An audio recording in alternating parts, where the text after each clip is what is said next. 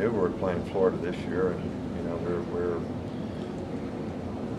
we're excited about the opportunities that we have, and those are great teams and great programs, and I think our players look forward to the competition, and they'll be very tough games. And I'm still of the belief that we should play more conference games, and I think we don't play Florida again until like 2022 or whatever, after next year, which I think our players come to the SEC to play SEC schools. So Florida has a great program, and that's one of the games that our players look forward to playing. So I wish we could play the teams on the other side more often. I'm not here to be critical of anything that's been done. I've been saying all along I wanted to play 9 games, and I wanted to keep our game with Tennessee because it's an important game, and then play 2 teams on the other side so that the players would play more teams faster, and that it would be like a 4-year rotation or whatever, and everybody would have a chance to play everybody in their career, or just about everybody.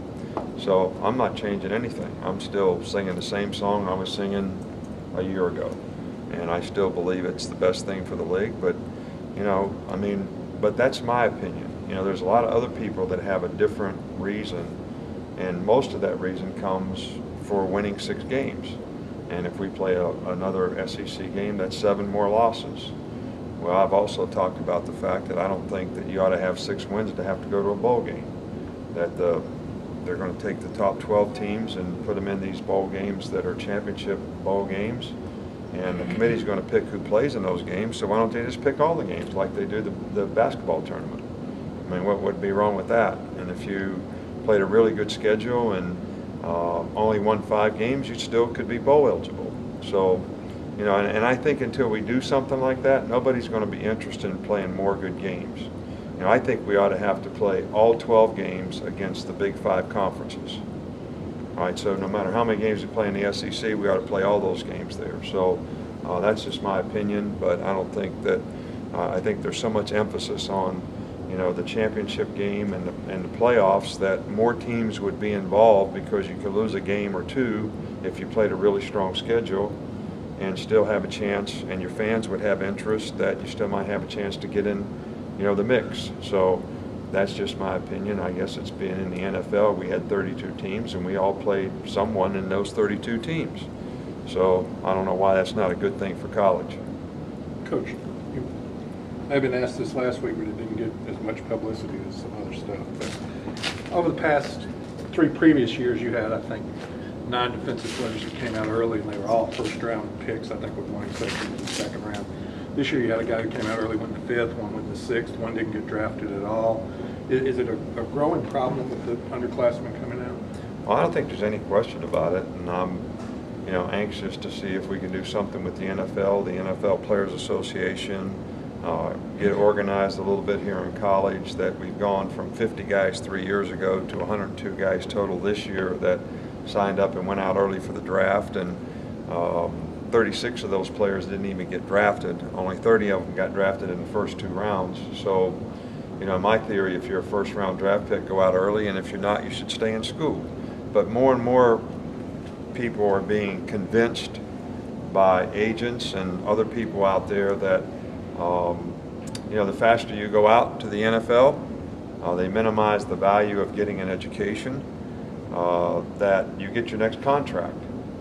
Well, but they don't tell them the part that if you're a 5th-round draft pick, you only got about a 30% chance of getting a second contract. And if you're a 6th-round draft pick, it's less than that. So, I think that, culture has changed. Football has, as a developmental game. I don't even think that the people in the NFL want all these guys to come out for the draft. I mean, I think if a guy's a 1st or 2nd-round draft pick, they probably know that those guys can help their team probably right away. But all these other guys, they would rather them stay in school, develop, be higher draft picks next year, have a better chance to make the team, have degrees, so if they don't make the team or get hurt, they have something to fall back on. It just makes too much logical sense. All right, but there's a lot of agents out there that are convincing guys to come out early that have no business of coming out. And, now I have parents calling me saying, well, I wish you'd have told me this. I told you this. I told you all this. I came to your house and did a home visit and told you this. So there's no reality here. It's like I'm going to go to the combine and light it up, and I'm going to go from the 5th round or the 6th round to the 2nd round. That doesn't happen. It happens the other way more often. You go to the combine and you're not as good as you thought you were compared to everybody else. So I think this is a dose of reality that everybody needs to look at, and all players need to look at, and hopefully they'll learn from it. Do you use a guy like CJ as a counterexample? Do you show it? Prospects, people thinking about it, hey, came back for his senior year, 13th overall pick. Is that the argument you're making? Well, you know, we've had, you know, Mark Barron did that and became the 7th pick. You know, CJ did it. Chance Warmack did it and became the, 9th or 10th pick, however he was picked last year. So, you know, all those guys had really high draft grades as juniors, late 1st, early 2nd type grades. And, you know, they chose to come back to school because they wanted to graduate. Their parents wanted them to graduate. They were well grounded, and they understood the importance of, you know, getting an education. You know, the average life expectancy of an NFL player is 3.5 years. That's their stat. So all these guys have a lot more days ahead of them where they're not going to be playing football than when they are. And the way you affect those days is graduate from school. And there's a logical order of things. You know, you go to high school, then you go to college, then you go try to play professionally. Well, now we got the basketball mentality. We're going to go from high school right to the NBA. We're going to go from high school right to the NFL. Well, you know, I'm not sure that that's the right way for any of them. All right, but, you know, that's just my opinion. Are you expecting most of the guys from the signing class to be in for the first part of summer session coming in? We'll find that out when we get final grades in. All right, we haven't got that information yet. I think we may have one guy that may need to go to summer school, but I'm not 100% sure of that right now.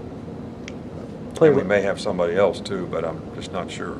A player like Rashaan Evans, you know, given that fast twitch pass rush, is there what is for a player like him? What do they have to do to impress you right away to maybe get on the field? Well, I don't think they have to impress me right away. They've already impressed me. I mean, that's why we recruited them. I think what they have to do is have the maturity to focus on what they need to do to be good players in our system, which means they need to learn what to do, how to do it, why it's important to do it that way, and have a little patience with themselves to give them a chance to learn that. And, you know, too many people put pressure on themselves to, I want to play, I want to play, I want to play. Well, how about I want to be the best player? I want to be the best player, and focus on what they need to do to be a good player, and then they'll play because of it. And that's what we want Rashaan Evans to do, and that's what we want all of our freshman players to do. All right, one more. Nick, we all think you're a nice guy, but SI.com has listed you and Coach Kiffin on a list of most disliked people in sports. Does that bother you, or do you consider that kind of a badge of honor? I didn't even know it, so I guess it doesn't really bother me. But look, I try to do things the right way. I have a lot of compassion for people. We do a lot to help other people. We try to, you know, provide leadership to help young people have a better chance to be more successful in life. We do a lot for young kids. So, you know, all we can do is what we can control. What we can control is to try to do things the right way, help other people, have compassion, be a good leader, set a good example, care for other people, which we do. And, you know, I feel good about who we are and what we do and how we try to help others. And if somebody else doesn't feel that way, I guess they're entitled to their opinion.